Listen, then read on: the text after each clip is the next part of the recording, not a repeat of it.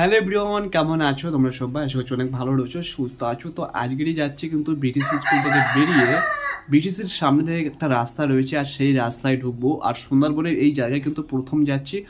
আপনারা এই জায়গায় বিটিসি স্কুলে গিয়েছিলাম, সেই জায়গাটা আপনাদের শেয়ার করেছিলাম। এবার শেয়ার করবো বিটিসি স্কুল থেকে বেরিয়ে যে রোডটা গিয়েছে সুন্দরবনের পুরো জঙ্গলের সাইড থেকে গিয়েছে রাস্তাটা কিন্তু অসাধারণ লাগছিল, সেটা আপনাদেরকে শেয়ার করবো। তো দেখতে থাকো, আশা করি ভালো লাগবে। আর এখন দেখতে পাচ্ছ বাড়ি বের করে বাড়িতে ঘুমিয়েছিলাম, খুব গরম লাগছিল, তো তাই জন্য একটু আগলা গায়ে ঘুম দিচ্ছিলাম।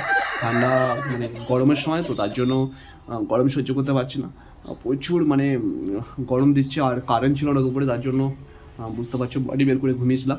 তো চলো ভিডিওটা আপনাদের শেয়ার করি। সাইডে দেখতে পাচ্ছ জমি চাষ হয়েছে। এই জায়গাটা দেখতে পাচ্ছি যে জমি কিন্তু খালি পড়ে রয়েছে, আর এই জায়গাটা কিন্তু টোটালি দেখতে পাচ্ছ ধান কিন্তু চাষ করা হয়নি। আর এটা কিন্তু সামনে নদী রয়েছে, জঙ্গল এখান থেকে। আর এই নৌকাটা কিন্তু ভেঙে গেছে অনেক দিন থেকে। দেখো এখানে একটা নৌকা পড়ে রয়েছে, এই নৌকাটা কিন্তু ভেঙে রয়েছে। নৌকাটা কিন্তু টোটালি ভেঙে পড়ে আছে এইভাবে। তো ফাইনালি আমরা এখন রয়েছি ব্রিটিশ তারানগর ব্রিটিশ, যেটা সুন্দরবন গোসাবার মধ্যেই পড়ছে। সো জায়গাটা কিন্তু অনেক সুন্দর লাগছে, অনেক ভালো লাগছে। তো বন্ধুরা ফাইনালি বিটিসি স্কুল থেকে বেরিয়ে পড়লাম, বাচ্চাদের সঙ্গে একটু আড্ডা মারলাম সেখানে। বিটিসির স্কুলে অনেক ছেলেরা, ছোটো ছোটো বাচ্চারা, তারা কিন্তু ফ্রি ফায়ার খেলতে দেখলাম না, তাদের দেখতে পেলাম যে তারা খেলছে। মানে আমরা যে খেলাগুলো ছোটোবেলায় করে এসেছি সেই খেলাগুলি তারা করছে। তো ফাইনালি বিটিসির এই রাস্তা দিয়ে এসেছি, আর এই নদী কিন্তু আমরা পার হয়েছিলাম। সাইডে নদী রয়েছে, জঙ্গল রয়েছে, এই সাইডেই রয়েছে ফিশারি। দেখতে পাচ্ছ এই সাইডে কিন্তু ফিশারি রয়েছে। আর এই জায়গাটা কিন্তু খুব অসাধারণই লাগছে। তো এই ফিশারির মধ্যে মনে হচ্ছে মাছ রয়েছে অনেক, জল অল্প হয়ে গেছে, আর এই গরমের সময় মাছ কিন্তু নড়ছে। সো ফাইনালি আমরা জঙ্গলের সাইড থেকে, অর্থাৎ নদীর সাইডে যে রোড, ইটের রাস্তা, সেই রাস্তা থেকে আমরা যাওয়া আসা করছি।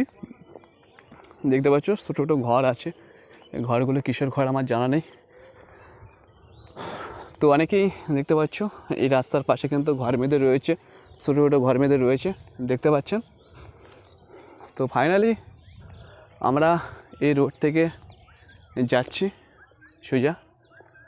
এবার সামনের দিকে দেখি কোথায় যেতে পারি। সামনের দিকে কিন্তু আমরা এগিয়ে যাচ্ছি। সো এই রাস্তাটা ইটের রাস্তা, এখানে এখনও প্রকার ঢালাই হয়নি, এই রোডটা এখন ইটের রয়েছে। তো নদীর রাস্তা বলে হয়তো এই সমস্ত রাস্তাগুলো ইটের করা হয়েছে, কারণ নদীর রাস্তা না হলে হয়তো ঢালাই হয়ে যেত। তো যাই হোক, বুঝতে পারছো এই ইটের রাস্তা বেয়ে কিন্তু আমরা যাচ্ছি সামনের দিকে আমাদের গন্তব্যস্থলে। তো এই যে জায়গাটা, এখন অলরেডি সন্ধ্যা পড়ে গেছে, আমরা কিন্তু যাচ্ছি, ঘুরতে যাচ্ছি, আর হাঁটতে হাঁটতে সামনের দিকে এগোবো। সো কত দূর যেতে পারি দেখা যাক। ফাইনালি কিন্তু আমরা কিন্তু হাঁটতেই আছি এই রাস্তা থেকে, দেখতে পাচ্ছ এই রাস্তা কিন্তু এটাই।